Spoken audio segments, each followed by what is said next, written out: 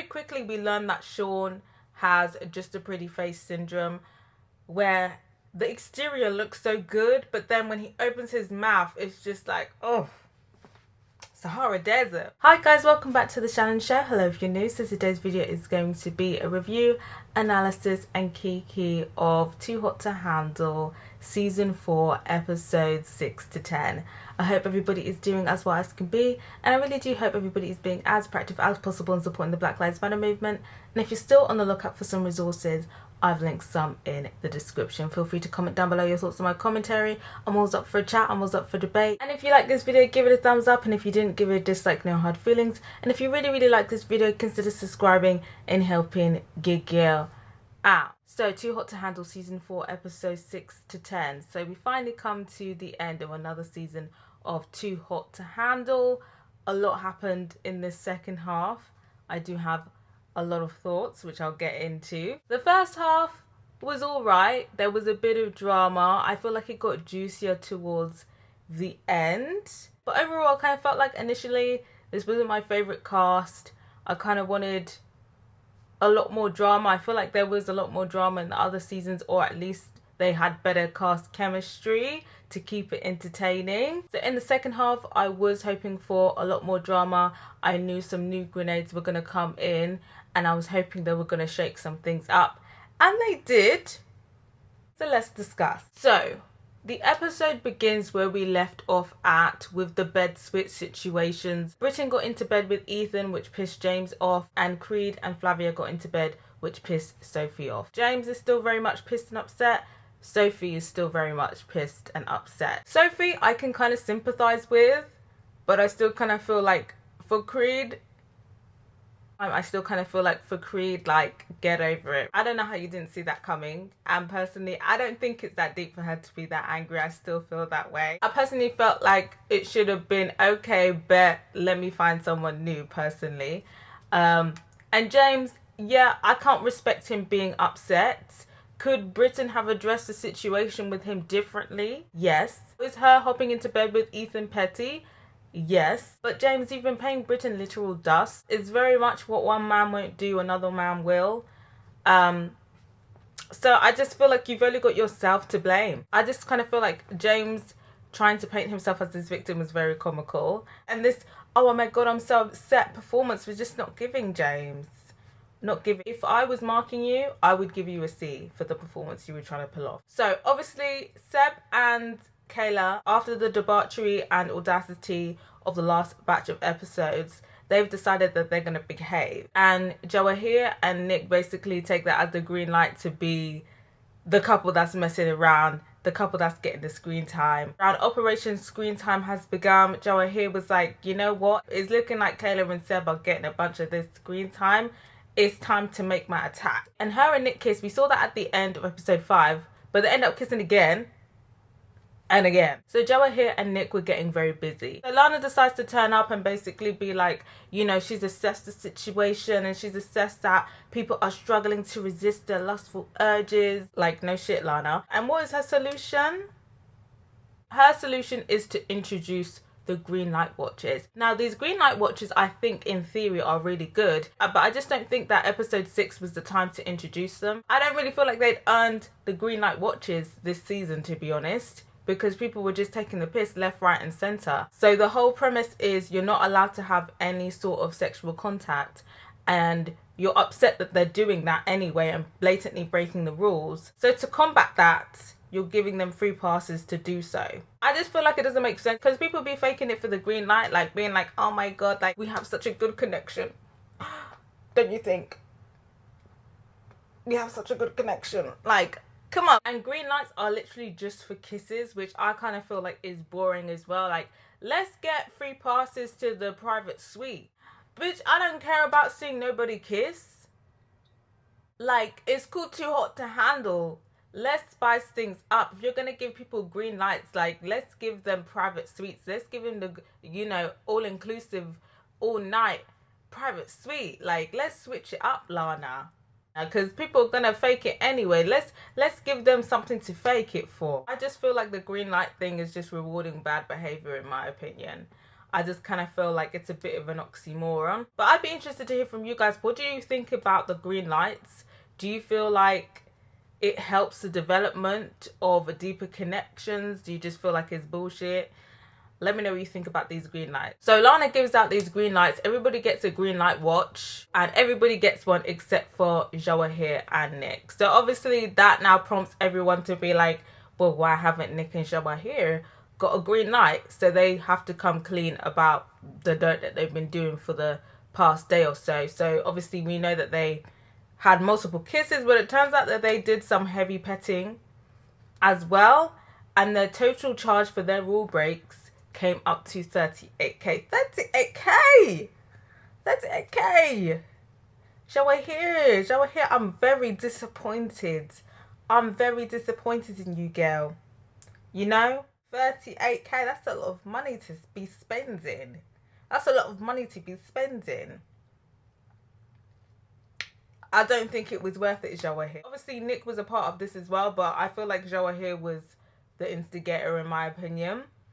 And I do feel like Jawahir did do it for screen time.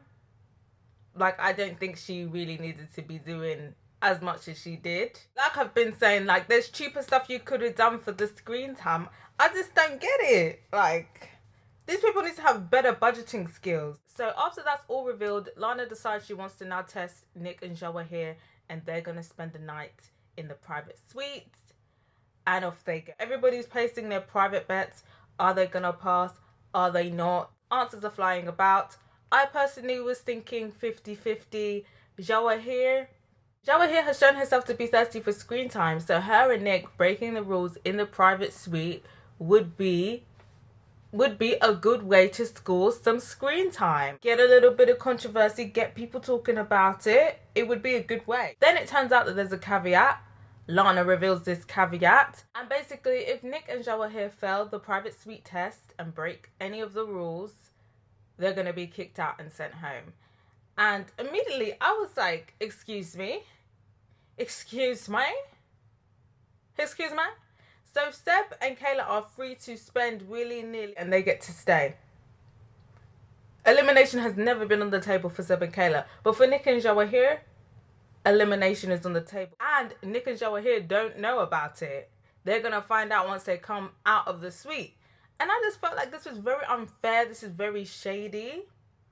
And very wicked from Lana. Like, I'm just like, Lana, I don't respect it. I just kind of felt... that was very much side-eye for me, that decision. Like, if they failed, they would get kicked out. And I feel like couples that are spending ridiculous amount of money should get kicked out. But I kind of feel like if it's a rule for one, it should be for all. Like, if you weren't going to kick out Seb and Kayla, why is that now on the table for Nick and Jawahir? I'm pretty sure Seb and Kayla spent more than them. So I was just a bit like, But after that was on the table, I was kind of thinking, are they going to kick them out? I was just kind of like, Well, good luck, Jawahir and Nick. I was thinking, well, y'all better refrain. You know, I want you guys to make it to the end, please. Please, don't break any rules. I don't want to be stuck with Seb and Kayla. Please. Please don't break any of the rules. So, then we see Nick and Jawahir in the private suite. And it's already getting crazy. It's looking like it was getting crazy on that. Jawahir looked like she was possessed by a sex demon. Like, I was like, girl, why your titties out? The bath is flowing. They got the bubble bath out. I was just like, ugh. It's been real, Jawahir. It's been real, Nick. It's been cute. Hopefully the sponsorships come through on the other side, honey. I was like, girl, I know you want your screen time, but is this the way, honey? Is this the way? Because you weren't looking as sexy on screen as you probably thought you were looking in your head, I've got to say. I pretty much thought at that point, they're pretty much on their way out. So the next day we find out the results, but before we get the official results, we get like a little snippet trailer of what went on in the suite, because Lana's talking about Nick and Jawahir got busy in the suite last night. So I'm thinking, oh, it's looking like hasta la vista. So we see this little trailer and the trailer looks very wild. Jawahir, she's on the bed, she's topless, she's twerking. From the snippet, it was looking very wild and I was just like, they're gone. They're gone. They're packing up their suitcase and they're going. And Lana does reveal to Nick and Joe here before the results that if they didn't pass the test in the suite, then they were going to get kicked out. And Nick and Joe here were looking stressed. They were looking like, oh damn, like, oh, we fucked it. We need to go pack up our shit now. And then Lana says that they passed. And I was like, okay. It looked very risque. But apparently,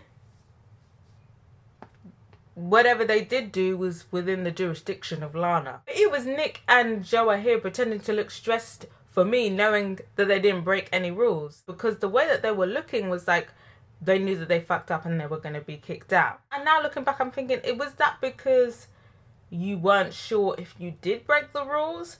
Or is that because you just wanted to be dramatic?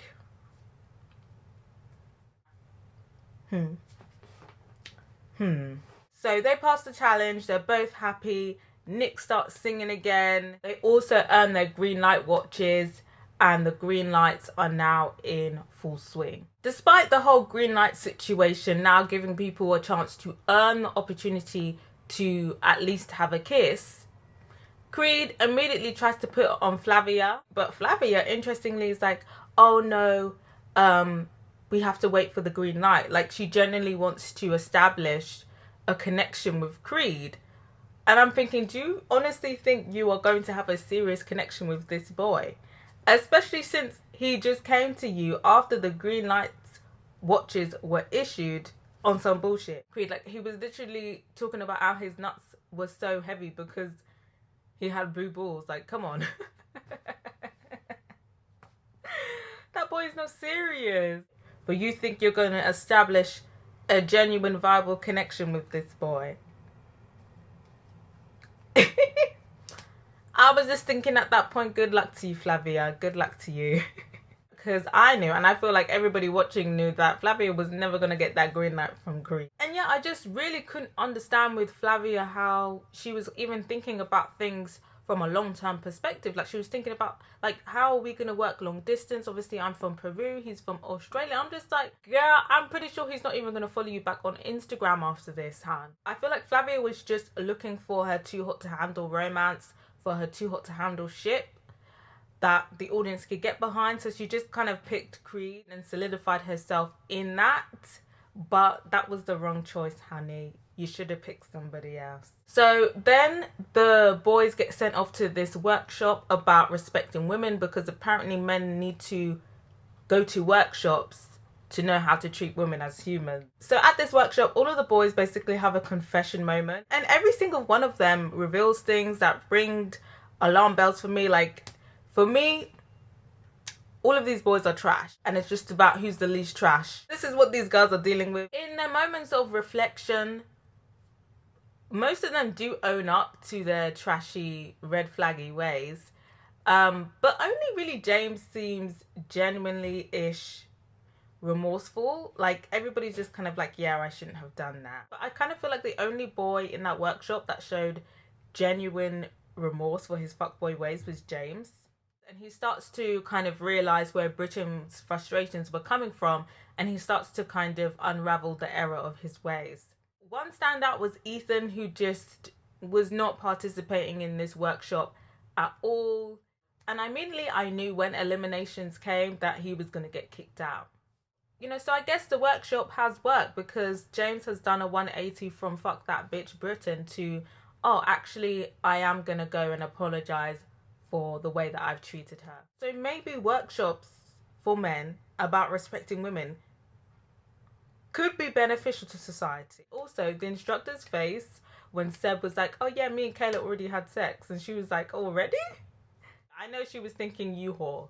After the workshop for the boys, where they learned how to treat women as humans, Seb now takes this new development to Kayla and is just basically saying all the things that you need to say that Lana's gonna like to give you a green light.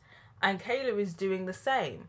Very much, we have this strong connection, and it's more than just physical. Like, the physical attraction was there initially. Now I really, feel this connection to you as a person. Just saying anything and everything to get the green light. And for me, it seems so rehearsed. It seems so fake. It did not seem genuine. But Lana gives them the green light anyway. And I'm just kind of thinking, like, this show is not about real development at the end of the day. Because I could tell that that whole thing there was a performance. So it's just like, you are rewarding phony behavior. Lana, you have no credibility, Han. You have no credibility. You also see Ethan trying to continue his connection with Britain. Obviously, you know, he's shared a bed with her now. So he kind of just feels like he's already gotten in. But it becomes very clear that they just don't have that connection. And Britain, she wants James, and she's just kind of entertaining this attention from Ethan, secretly hoping James is going to be jealous and come and save her. Because Ethan is just cringe. He has such an unattractive quality to him. He's not charming at all. And he kind of reminds me of the annoying boys at secondary school. Like, he even sounds like a teenage boy, and it's just so off-putting. But anyway, James does eventually come to Britain's rescue. He apologizes and they make up. I think Britain was very thankful to be rescued by James. You can tell she just was not into Ethan. They didn't get a green light. I thought that they might, because that did sound genuine from James, like him apologizing. He did take full accountability for his actions and the way that he's been treating Britain. So I thought that that would be a good point to give them a green light. But Lana, she wants to be stingy for some reason here.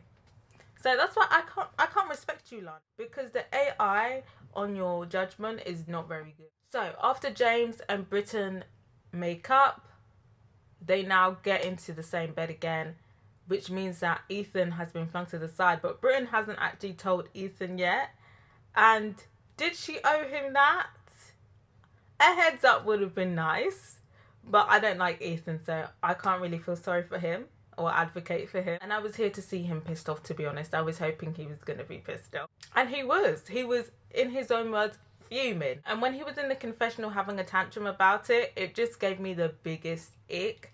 Like, I feel like that was when I was solidified in my ick of Ethan. Like, ew, like, this has really tarnished your brand. The DMs are going to be very much empty. Then we get some new people chucked into the mix, the so-called grenades. And I was excited because I was like, when the grenades come in, that's when shit starts happening. And I'm just like, yes, we need some fresh mess. We need some fresh drama. We need some couples in disarray. And immediately I was thinking these are new arrivals may cause some problems for Flavia and Creed. And I was thinking for either one of them. If one of the new boys showed Flavia attention, would she ditch Creed? If one of the new girls showed Creed attention, would Creed ditch Flavia? That was on my mind. I was definitely here for feathers to be ruffled. So we have two new arrivals again, a boy and a girl, and each of them get to choose to go on a date from someone from a couple who Lana deems established. And the couples that Lana deems established are Seb and Kayla, Jawahir and Nick, and Flavia and Creed. Britain and James are not included, which I thought was very strange. I kind of felt like they were pretty much on the same level as Creed and Flavia, but Lana didn't think that they were established relationship. Lana definitely needs to update her software because some of the decisions that she's making is not making sense to me. So first up we have Sean. We can't see his face, but we can see his body and we can tell that he's black. And who does he pick as his first date?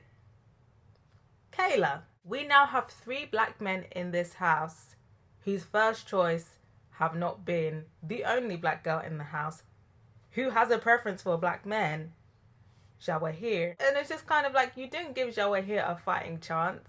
You really just said fuck that bitch. But anyway, Sean, he picks Kayla. And then there was Imogen. I couldn't tell where she was from. It was very much given that, is it a white person with an aggressive tan or is it a person of colour? I couldn't tell without seeing the face. But she ends up picking Creed, and instantly I was like, good luck, Flavia. So it turns out that these dates are not just regular dates, they're actually a challenge/test for the couples to test their trust. It's a whole production. It's a 90-minute date, and every half an hour there's going to be like a different element to the date. And at each stage, The partners of the people picked for the date are going to be given information, and once they're given a certain amount of information, they can choose whether to trust their partner on this date and let the date continue, or to stop the date. And that basically just translates to, I don't trust my partner. And Sophie is being petty and she's like, Flavia, do you trust Creed? And I was just like, that's a valid question, but also, Sophie, like, it's not your business anymore.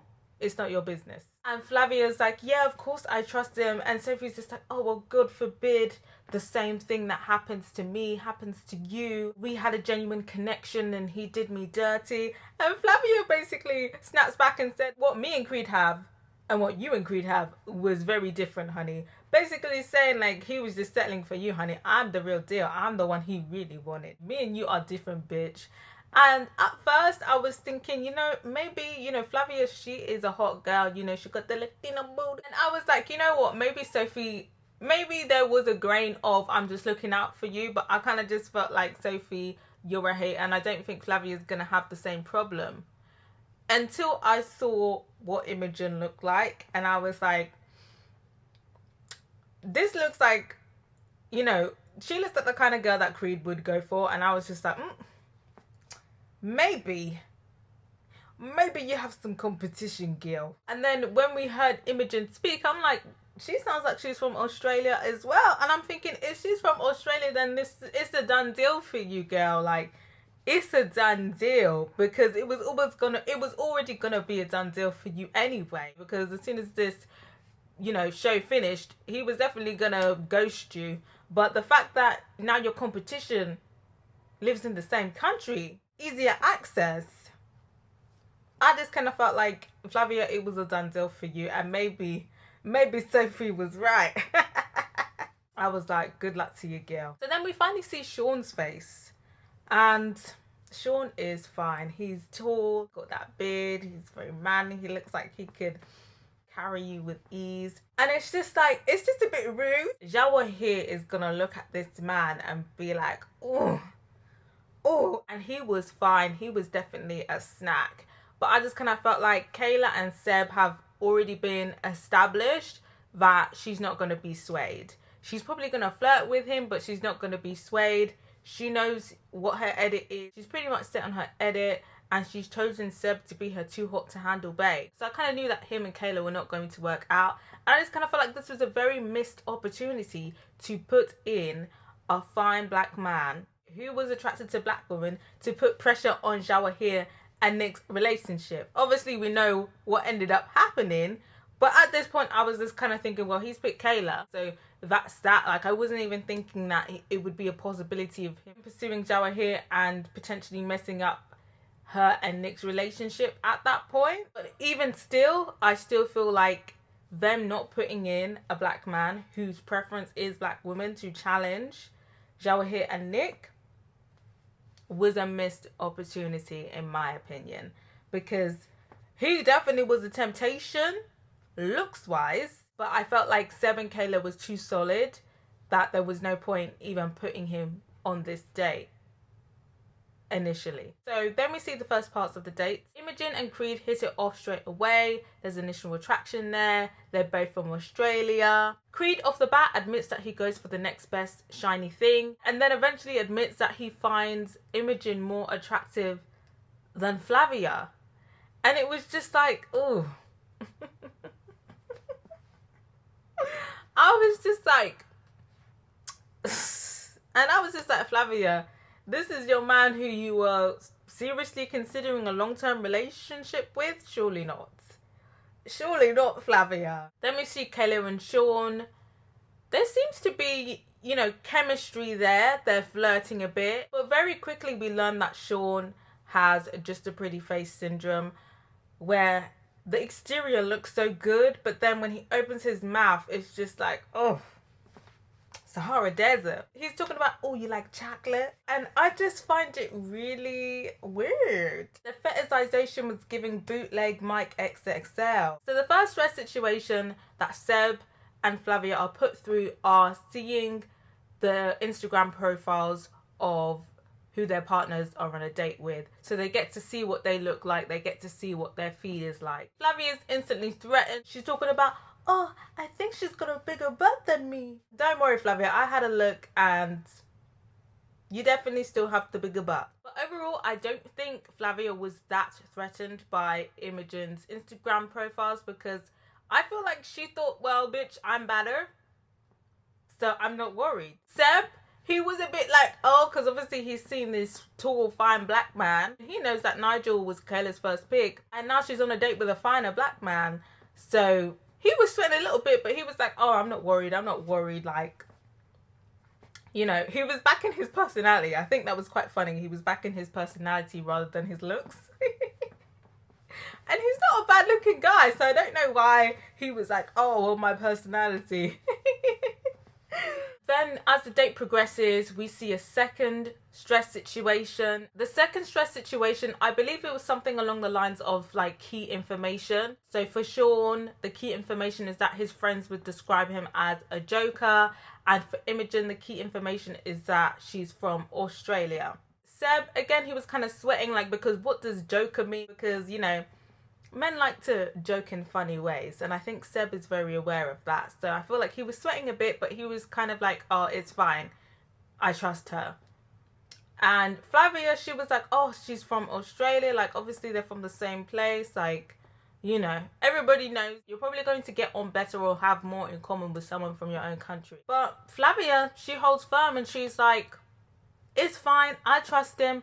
At that point, as soon as I heard that the girl was from Australia, I would have pushed that button, because I kind of felt like as soon as I heard that information, I would know that Creed just can't be trusted. Like, he's on a date with a pretty girl and she's from Australia as well. Like, beep, I would have pushed it then if I was Flavia. Then we get on to the final stage of the date, which are couples massages. Sean and Kayla are going to be massaging each other. Creed and Imogen are going to be massaging each other. Obviously very intimate, very touchy-feely. And as soon as Flavia and Seb heard that they were going to be doing massages, Seb was sweating. Flavia was kind of not really sweating, to be honest. She was kind of like, I trust Creed, so it's fine. I trust him. Sophie was kind of like, are you sure you trust him? Are you sure, bitch? And she was like, yeah, I trust him. I trust him. But Seb was sweating. He was going back and forth. He wanted to push that button immediately. But everybody was trying to rationalize with him, saying, oh, no, don't push it. Like, you know, because if you push it, then it means that you don't trust her. And I don't think that he necessarily didn't trust her. I felt like he couldn't trust Sean. That's who he couldn't trust. And for me personally, if I was to hear that as well, I would have stopped the date as well. I'm not going to lie. I'm going to be like, what? Massages? Absolutely not, hun. Absolutely not, hun. If you want a massage, we can go to a spa. And it's just all a bit too much for Seb, and he ends up pushing the button to end the date early.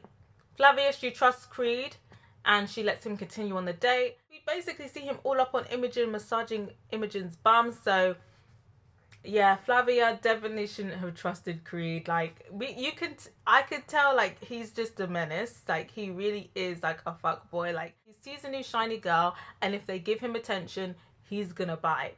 So as a reward for trusting Creed, £10,000 gets added to the prize pot. Did Flavia pass the test? Yes, but did Creed?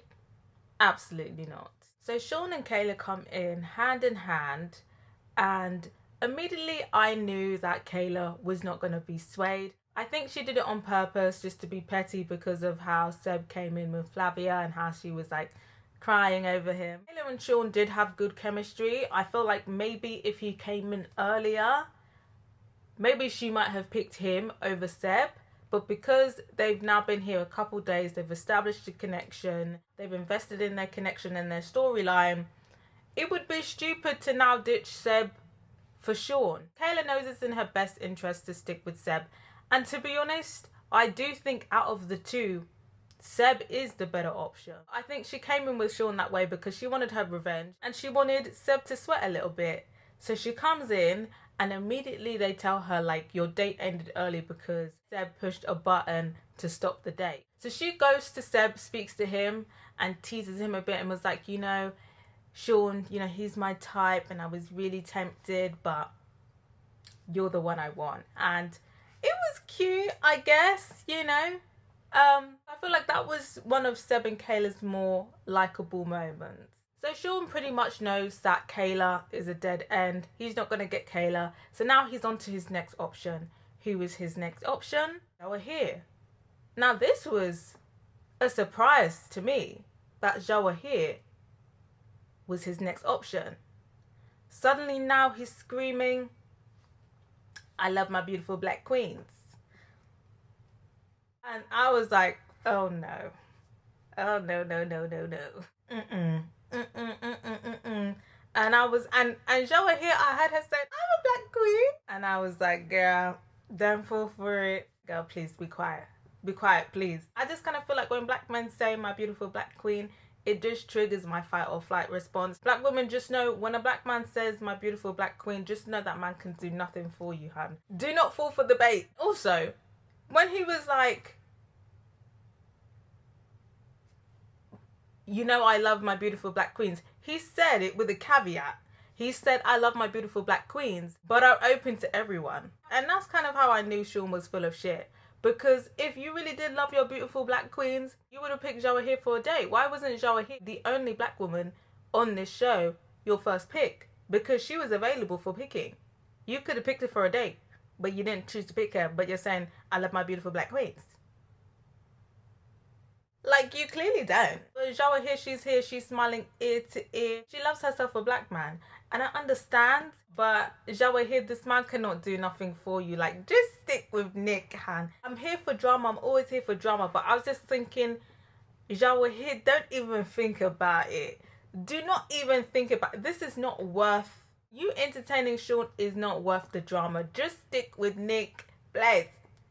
Please. So, then Creed and Imogen come in hand, and the bullshit from Creed just starts stinking. At first it was like, you know, day one in the bin, but you know, the concentration of stink, it was when he came in with Imogen, it was giving day 3 in the bin. It was giving day 3 bin stink. Because how can he come in, everyone's there, he's like, oh, this is Imogen, she's like the female version of me, we get along so well, and Flavia's just there sitting there looking stupid, like thinking like, oh, what the fuck? Everyone is looking around like, oh, what the fuck? Like, why would he say that?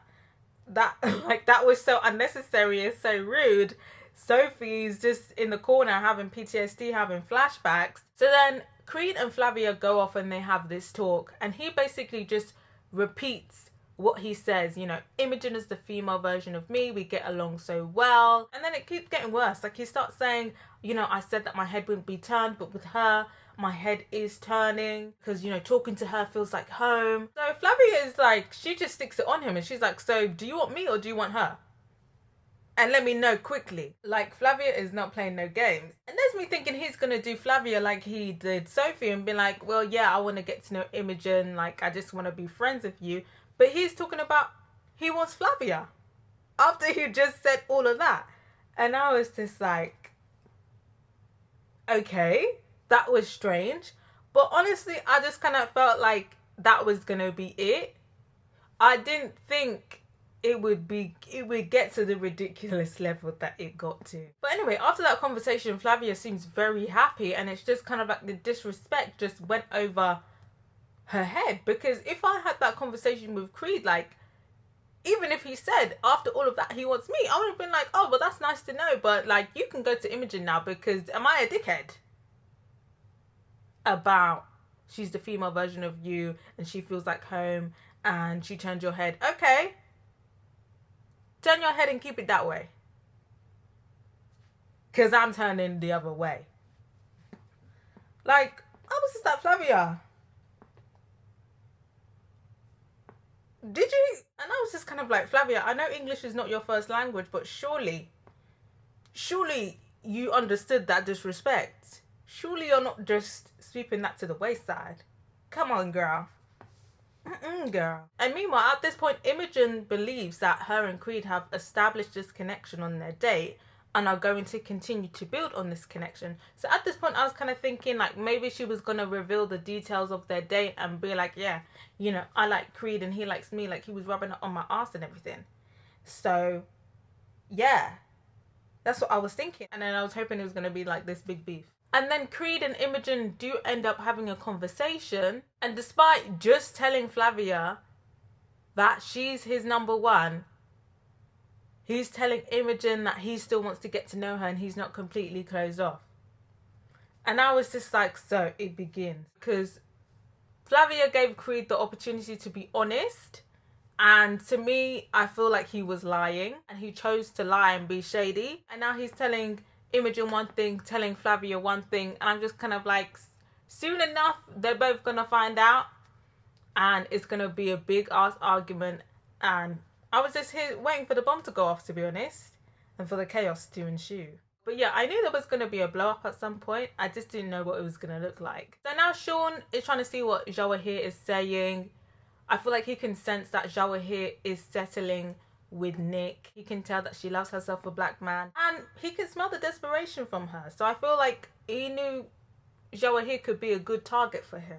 And you know what? His assessment was not wrong. Like, Jawahir, she's weak in the knees for a black man, Shadi. And you know what? Sean is fine, but I just kind of feel like Jawahir, remember who his first pick was, because it was not you, girl. It was not you. But you know whose first pick you were? Nick. And has Nick failed you? No, he hasn't. So I was just like, I knew at this point, like, I was willing her not to entertain Sean, but I knew she was going to. Like, Jawahir, she loves a bit of drama. She does. So I just knew, like, this, as soon as Sean showed her that attention, she was going to grab onto it. But soon enough, Sean does start applying the pressure to Jawahir, who's talking about, oh, my beautiful black queen, yada, yada, yada. And then we see this one bit where him and Jawahir are outside by the poolside.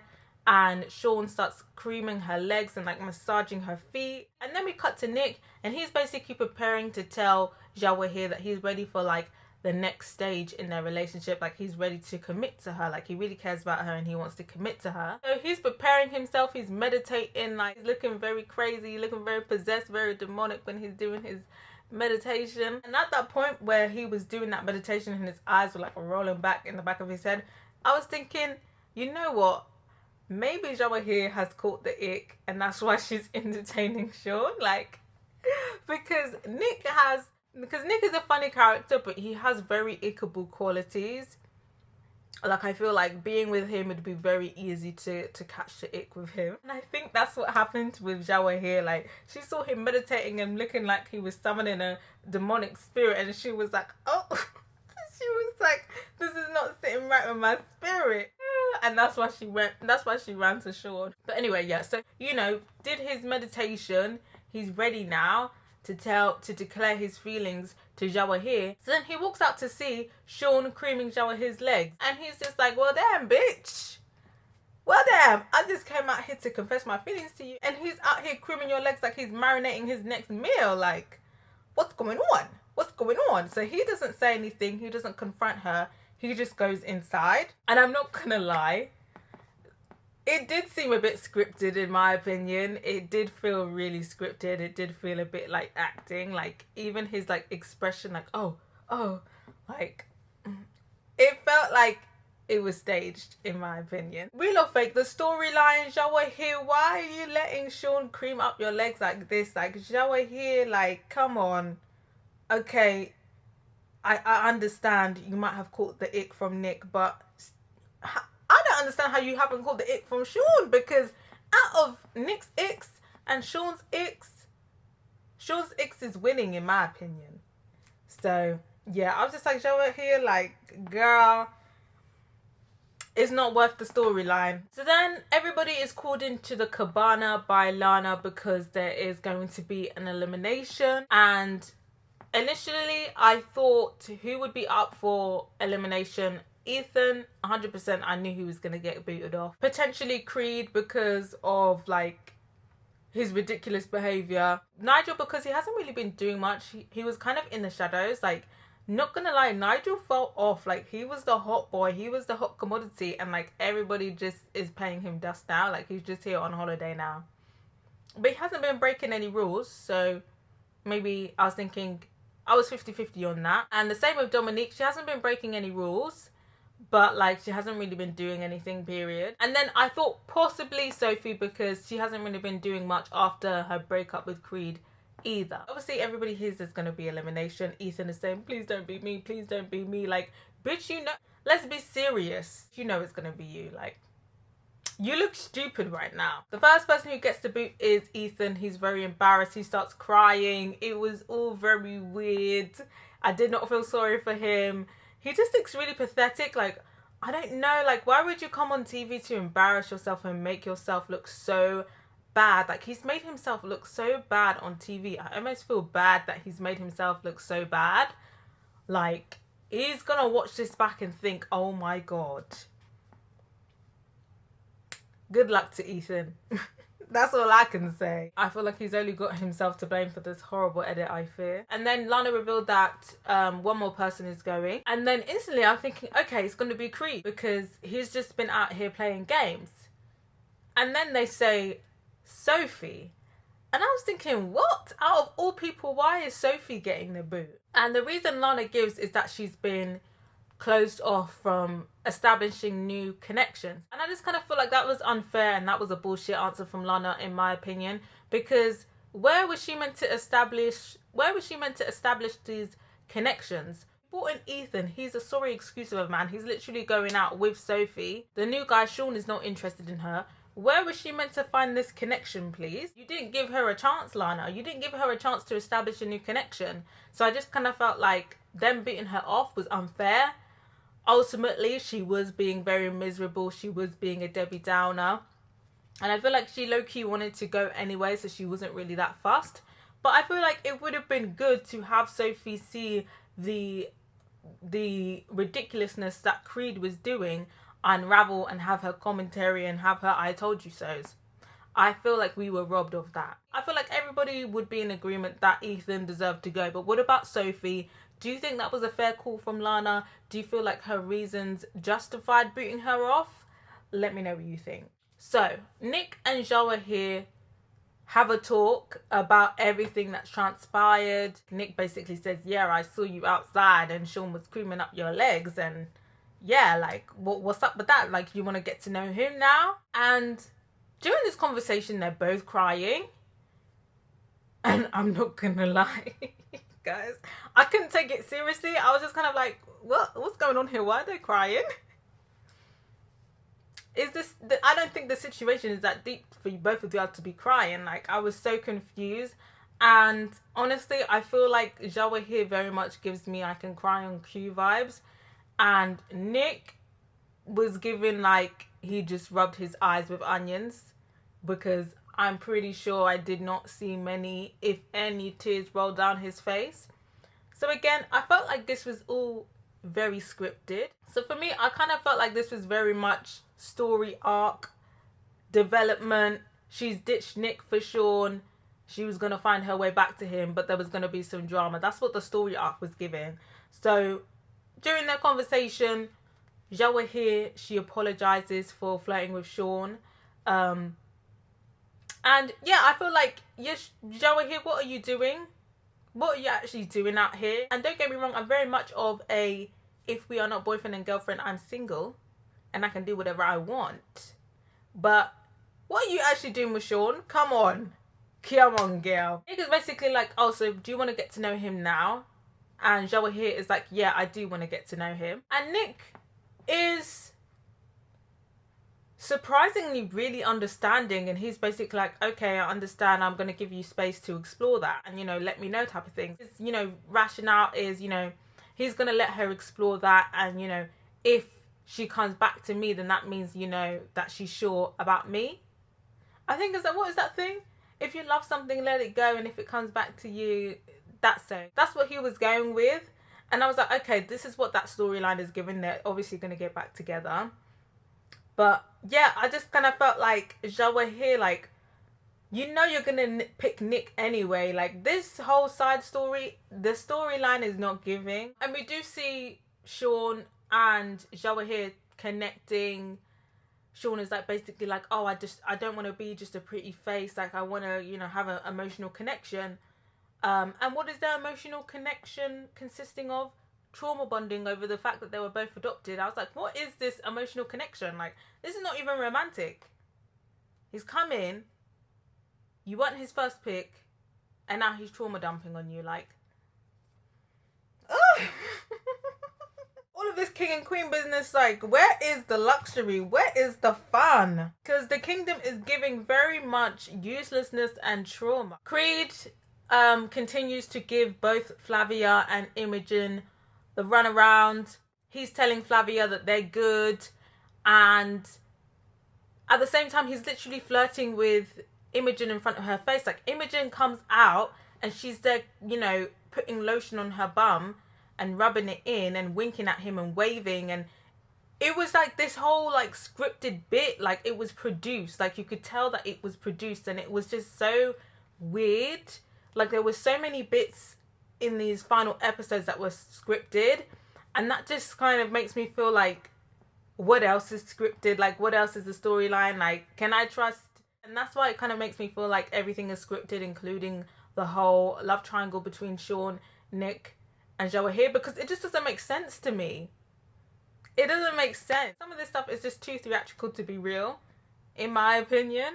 So then the women go on a workshop, and this workshop is about womb. And this workshop is basically about women being, thoughtful and careful about who they share their body with. Soul ties, and the instructor's basically saying, when you have sex with someone, you take on their trauma and stuff like that. I feel like people generally like believe that, things are exchanged. Things other than bodily fluids are exchanged. I personally don't believe in soul ties or, passing on trauma through sex. I just kind of feel like maybe elements of, you could build like a connection, an emotional connection, a spiritual connection. I don't think it's like something that lives in you forever, if that makes sense. I'd be interested to hear from you guys, because I feel like it's a hot debate. Like, some people feel like it's a thing and some people feel like it isn't. Let me know what you think. But anyway, in this workshop we do learn some red flags from the girls in the workshop. I feel like the red flags to note are Kayla's red flag. Her red flags in relationships are detachment and craziness. And I can definitely see that, she says that she's a player, and you definitely need detachment to be a player. I don't think necessarily detachment is necessarily a bad thing all the time, especially early on in a relationship, because when she got a whiff of bullshit from Nigel, she dipped. So I don't think detachment is always a bad thing. I can definitely see the craziness though, because the way that she was crying for Seb, the way that she was coming for Flavia after, how she felt like she needed to, establish their relationship with Seb, that was a bit crazy.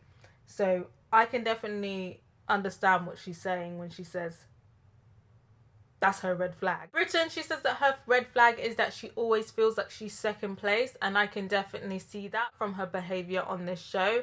But also I kind of feel like, girl, you need to stop offering to play that role. You need to stop offering to fill that role, hun. Joa here also says that her red flag is that she abandons people before they can abandon her, because she feels like she's not deserving of love. Like, when people, what do you even say back to that? I don't think I'm deserving of love. Are you okay, girl? Like, adoption really did a number on you, girl. Like, are you okay? But the whole I abandoned before I get abandoned makes complete sense. Like, you can see those patterns that, she's trying to abandon Nick. She's trying to abandon Nick because it's easier than confronting, her feelings for him. And she's so desperate to run away from her feelings that she's even entertaining these useless men. And Imogen reveals that her red flags are that she's emotionally unavailable and selfish. And to me, that makes complete sense. I feel like she definitely lives for the drama between Creed and Flavia. I feel like she's absolutely aware that Creed isn't being honest with Flavia, but she doesn't care. She's here for the drama, and that's why she's not really telling Flavia the truth anyway. So after this reflection, Imogen decides to tell Flavia during the workshop that Creed hasn't been honest with her about his relationship with her. Interestingly, Flavia looks blindsided, but I'm just kind of like, girl, what did you expect? Of course Creed was being shady behind your back. Another interesting thing in the workshop is that Dominique officially basically says that her and Nigel are not an item. I guess they're just sleeping side by side next to each other, because she said that, you know, she's here for herself at this point. And yeah, you know, Nigel has not been showing any romantic interest in Dominique, so I think that that is the right decision for Dominique. And also, some of the men, when the women went off to the workshop, bear in mind, this workshop is literally called a womb workshop. And they're talking about, oh, I hope that they're taking into account our feelings at the workshop. These ladies definitely have the pick of the bunch, don't they? I can't decide whether they're stupid, trash, or both. After the workshop, Flavia is pissed after what Imogen told her, and she goes to Creed and confronts him. And Creed denies everything and basically says, oh, he told Imogen that they were just friends. And I was just thinking, oh, because Creed, but up until now, he has at least been honest. And now this is just a flat out lie. Like, you fully are just lying at this point. He's managed to convince Flavia now that Imogen has just got it wrong and there's been miscommunication, and that she's more interested in him than he is her. So Flavia's like, okay, cool. Now you gotta go and tell her that you're with me, and whatever she thinks is going on, she was incorrect. And Creed is just talking out of his ass, like being like, oh yeah, I will, but I just want to do it slowly this time because I hurt Sophie's feelings and I don't want to get it wrong this time. And Flavia's like, nope, you're gonna tell her this tonight, like not tomorrow, today. So Flavia, she's not playing any games. She's like, I'm not here to be played with, even though he's low-key playing you. You better tell her tonight before the clock strikes midnight. Then he goes to Imogen, and I'm thinking, okay, he's been caught out in a lie, but now that he's been caught out in this lie, he's now going to pick Flavia, and he's just going to tell Imogen, look, I said that I'm not completely closed off, but I'm picking Flavia. That's what I'm thinking. I'm thinking he's been a bit cheeky, he's lied to cover his back, but now he's just going to go to Imogen and say, look, we're just friends. He goes to Imogen, and he's like, yeah, I like you, I want to pick you, I don't want Flavia anymore, but, you know, I've talked to her and I've let her know that we're just going to be friends from now on, but we're still going to be staying in the same bed because I don't want there to be drama, so I'm going to be staying in her bed tonight. And Imogen is like, oh yeah, cool, like that makes complete sense. I was just thinking, both of you people are idiots. And at this point I'm thinking, like, are they both stupid? Are they both oblivious? Do they generally trust Creed? Or is this scripted? Like, it just seems so idiotic to be, like, genuine. But real or fake, the storyline was very diabolical. It's just the audacity of Creed to think that he could juggle both. They literally live together. They literally share a bedroom. It was just ridiculous. So I was just thinking, so what when you go to bed now and Flavia tries to cuddle you? What are you going to do then? And Imogen sees, like, it just was not making sense to me, which points to scripted. So Sean continues applying the pressure to Jawahir, and he basically declares that Jawahir is his one and only, which again, I struggle to really believe because Kayla was your first pick. But anyway, he asked her if they can share a bed together. And I was just like, who? That's a big ask. That is a statement, Jawahir. That is a big statement. And I was just like, you know what? If you want to get to know him, cool. But sharing a bed is a bit much, girl. It's a bit much. But she agrees. Of course she agrees. It's Jawahir. And Sean is like, I can't wait to share this bed with Jawahir. And I'm just like, you can stop lying now, Sean. You can stop lying because we all know who your first pick was. Why are you lying? What I can respect, though, is that she gave Nick a heads up so that he wasn't, you know, embarrassed or blindsided when he came in and just see her laid up with Sean. So yeah, I feel like, you know, if you really cared, about the person, you wouldn't just be hopping into bed and just be like, oh yeah, well, you know, I'm sleeping with this person now. Like, give the person a heads up. So I could respect Jawa here for giving Nick a heads up, even though her behavior has been very ridiculous, entertaining Sean. But when she does get into bed with Sean, everybody's looking, like, everyone's like, oh, look over there, like, you know, because there's no entertainment. They're their own entertainment, so everyone's just here for the drama. Like, Jawa here has just got into bed with Sean. Like, what is Nick saying? How's Nick feeling? Like, ooh, ooh, ooh. Next day, Nick is crying in the confessional. He's saying that he didn't sleep. And I personally felt like it was acting. I'm not gonna lie. Like, I didn't feel any emotion towards it. I feel like as a storyline, yes, it's very unfortunate. I just kind of felt like at this point, Jawa here was very much playing with Nick, and Nick has just been a saint at this point, accepting this ridiculous behavior from Jawa here. I was sympathetic, but I didn't really feel bad because I just kind of felt like it felt like a performance in the confessional. It all felt like a storyline. Over here, she's saying that she enjoyed her night sleeping with Sean, but she feels guilty. Yada yada yada. As much as I think that this whole thing is a storyline and scripted, again, I just don't understand it with Jawa here. I really don't understand it. Like, Nick is just clearly a better option. Jawa here is very lucky that Nick has patience and that she was Nick's first pick, so he can like tolerate this behavior. But I don't think Sean was worth all of this ridiculousness and all of this drama and all of this tension and stress that is put on her relationship with Nick. I feel like Nick is genuinely attracted to Jawa here physically and emotionally, but I feel like for Jawa here the connection is emotional and not physical, and that's why she's open to entertaining Sean, because Sean is her physical type. As I said before, Nick, he's very ickable.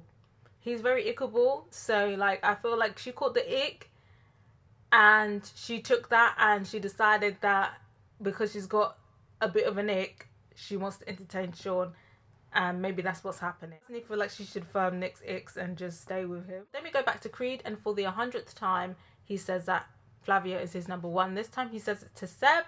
I'm thinking, okay, is this going to be the end of the bullshit? He goes to Imogen, you're my number one. So the ridiculousness just continues. It's very much giving a ticking time bomb. We knew that this information was going to be revealed.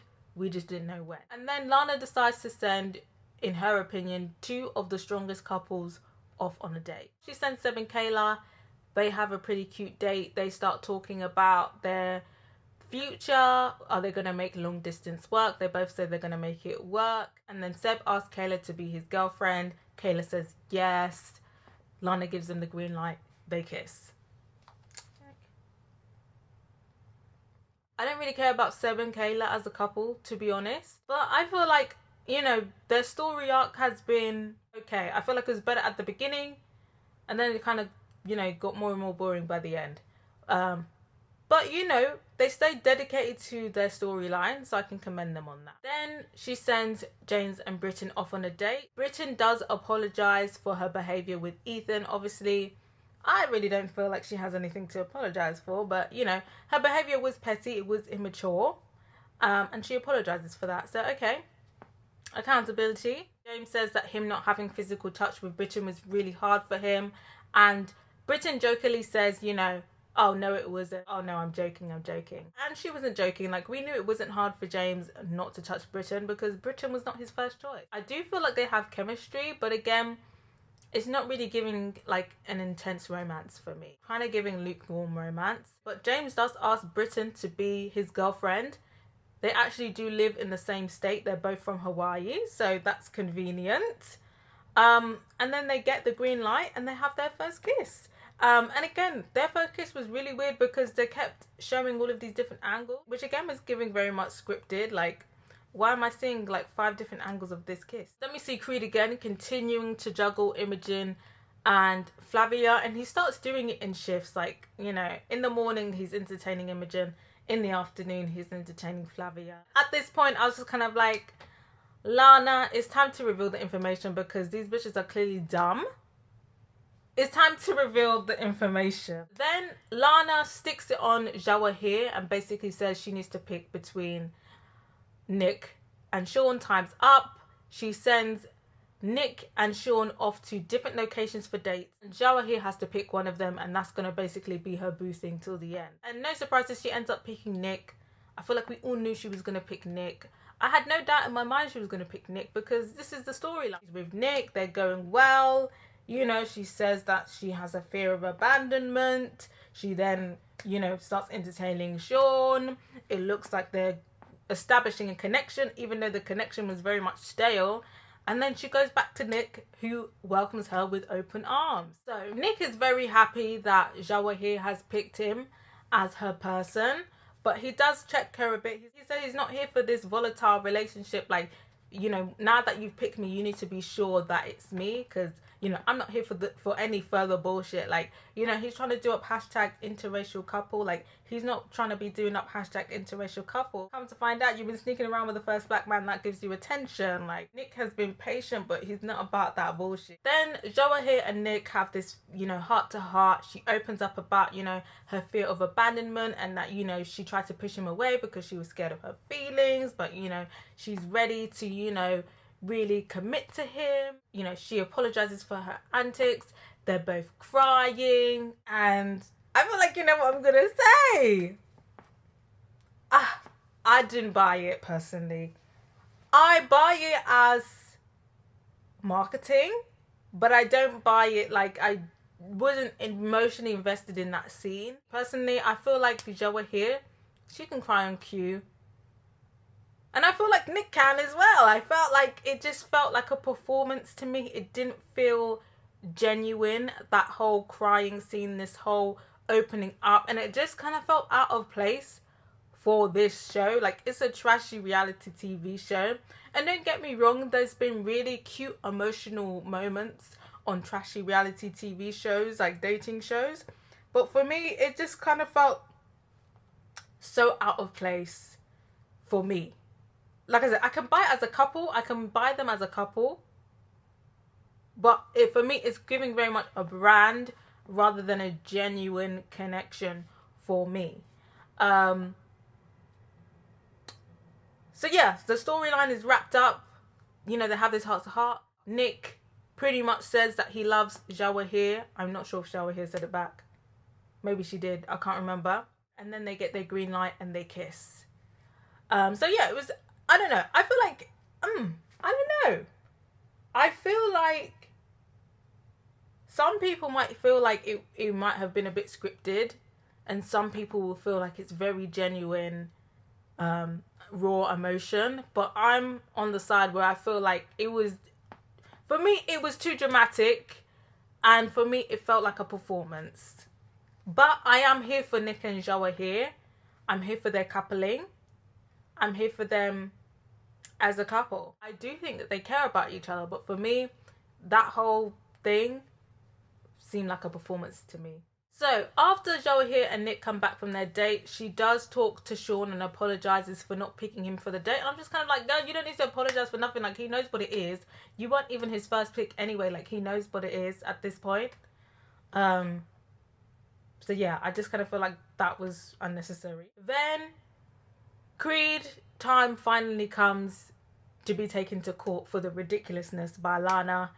And she basically is like, Creed, I'm going to give you an opportunity to be honest to Flavia and Imogen about you giving them the runaround, basically.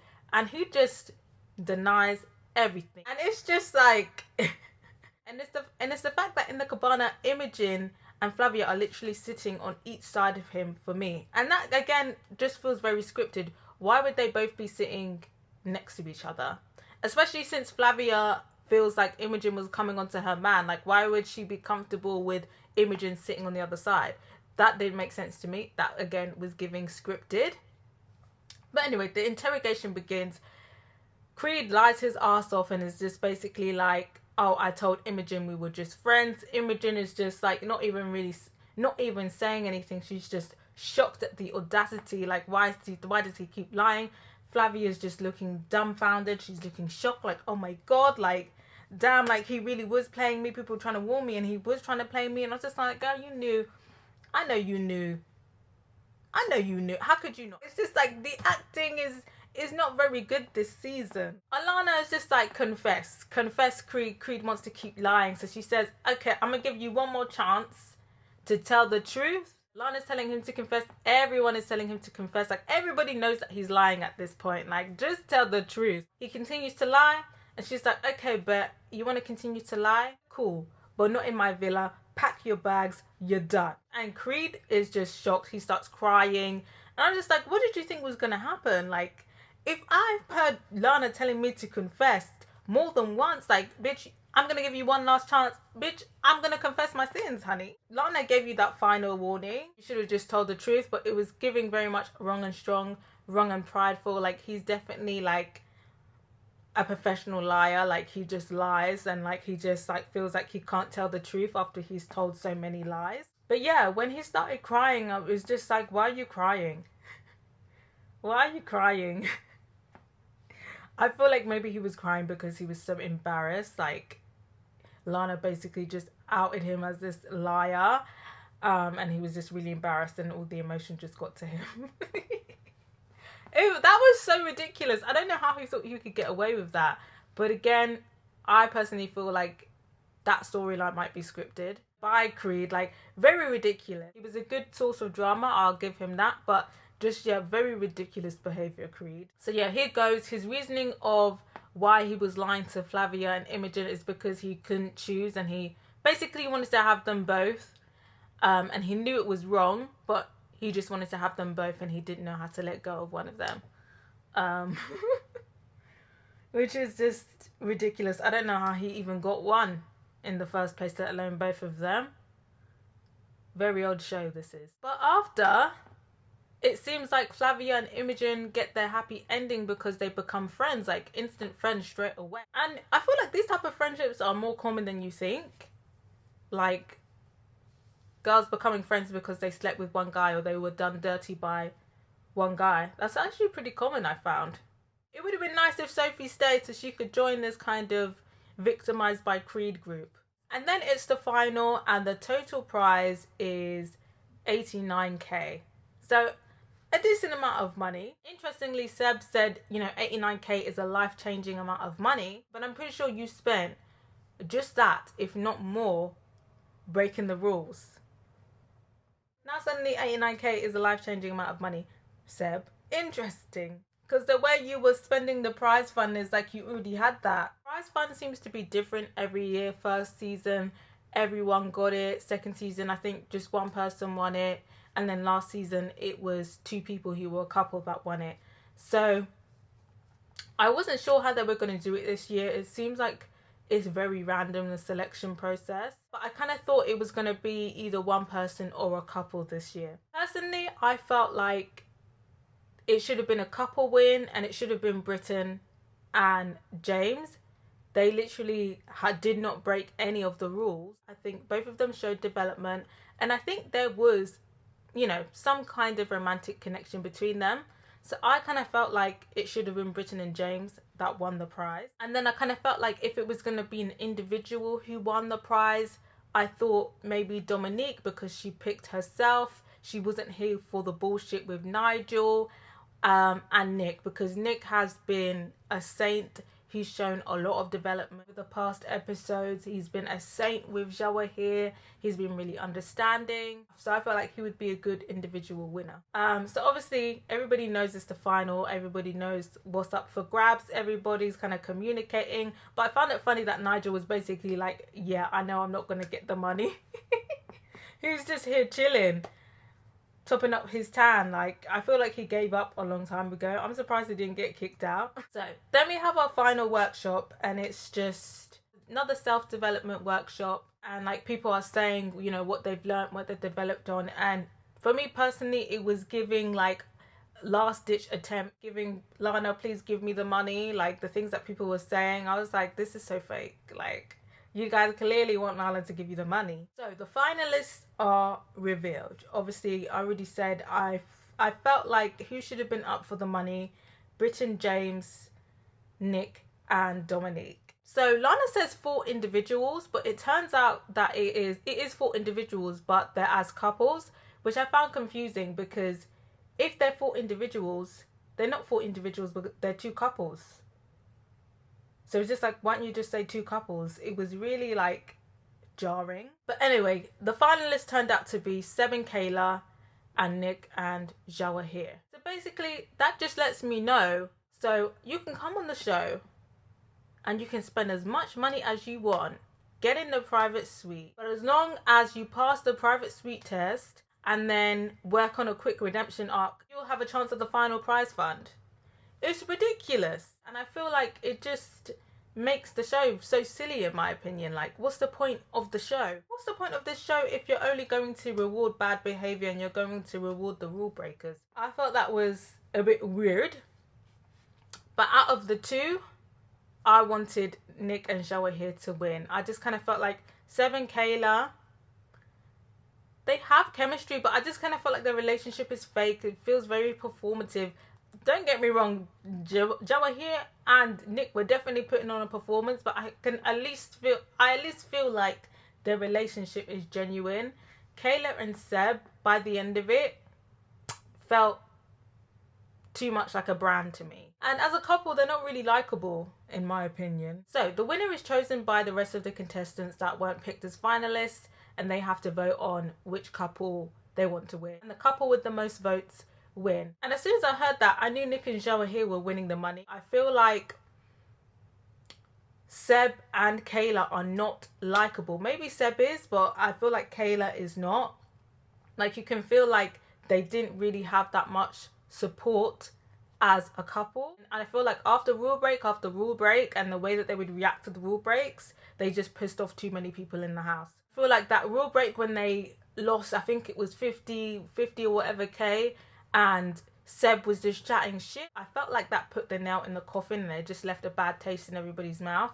So I felt like that's what cost them their vote. I feel like they were too focused on their storyline than building friendships with everybody else, not really realizing that it might come down to a vote. And the winner is revealed, and by a landslide, Nick and Jawahir won. Only one person voted for Seb and Kayla, and I feel like it was Imogen because she's new, so she didn't really know who to vote for, and that's where the vote came from. So yeah, Jawahir and Nick won the money. I love that for them. I felt like that was the best result out of the 2, but personally, I feel like it should have been given to James and Britton. Like, if this show is really what it says it's about, they should have given it to Britton and James, in my opinion. But I'd be interested to hear from you guys. Do you think that the right people won the prize fund? Do you feel like it should have been given to somebody else, or maybe just one person? Let me know what you think. So that is Too Hot to Handle season 4 wrapped up. Overall, I still kind of feel the same, that this is my least favorite season. There was a lot of drama in this season, don't get me wrong, I enjoyed the drama, but for me, it wasn't as an enjoyable watch. Definitely giving more background noise this season. Yes, there was drama, but for me, cast chemistry was really low. And I feel like other couples in past seasons had more chemistry than the couples of this season. I feel like in terms of who I ship, I feel like all of the couples by the end, like Seb and Kayla, I'm not gonna lie, I don't care about them. I do like Nick and Jawahir together, but I personally don't see it working long term. I'll probably give it like a 1 to 2 years max. I feel like Nick and Jawahir are in different life stages. Nick is 28, Jawahir is 22. She's still in her baby girl era. You know, Nick is, heading to his 30s. I don't think Jawahir is in her settled down era, in my opinion. I think she's still very much in her young fangirl era. So I feel like it would be smart to stay, together for a year or something for PR, But will it work long term? I don't think so. I feel like they're in different life stages and it's not going to be... The connection isn't strong enough to counter the life stages. Kayla and Seb, they're long distance. That's probably not going to work. They might still be together for PR, but it'll be for PR. I don't see it working long term. Those are the only two. Britton and James. I mean, that could work. They live in the same state, but again, I don't really see that long term either. I feel like maybe they might remain friends. They could be friends, but long-term romance, the relationship was not given that. So yeah, I think next season, if there is a next season, I need an overhaul of the rules. The rules are getting too repetitive. I feel like the whole reveal thing is old. People just need to know what they're coming in for, and maybe there just needs to be an overhaul of the gaming format. Like, you know, celibates versus sex addicts. Like, let's switch it up. Like, we need something new. We need a new overhaul. We need to keep things interesting. We need new incentives. We need a better vetting process. And less overproduced scenes, less scripting. Moving forward, I feel like if we get another regurgitation with nothing new, I don't think it will survive much longer. I feel like people will start turning off because it's not even worth the background noise anymore. But yeah, do let me know what you thought of this season. Do let me know what you thought of the couples this season. Do let me know what you thought about the individuals. Do let me know what you thought about the final results. As always, let me know what you thought about my commentary in terms of what's coming next on my channel, reality TV wise. Love is Blind season 2 reactions are on the way. In terms of Christmas content, my reaction of The Grinch Who Stole Christmas is on the way. Yeah, my Patreon reaction to Single All the Way is also coming to the channel. So stay tuned. If there's any similar shows that you'd want me to review or to react to, you can always send me a direct request on Patreon. Subscribe if you haven't yet, and if you have, don't forget to put my notification bell on so you know my next video is dropping. Till next time, guys. I'm also trying to get to 4.6k subscribers. That's my next short-term goal, and I'd appreciate if you help me hit that. And thank you to everybody who's subscribed to my channel so far, and thank you to everybody who's taken the extra step to sign up to my Patreon. It really means a lot to me. Till next time, guys. Bye.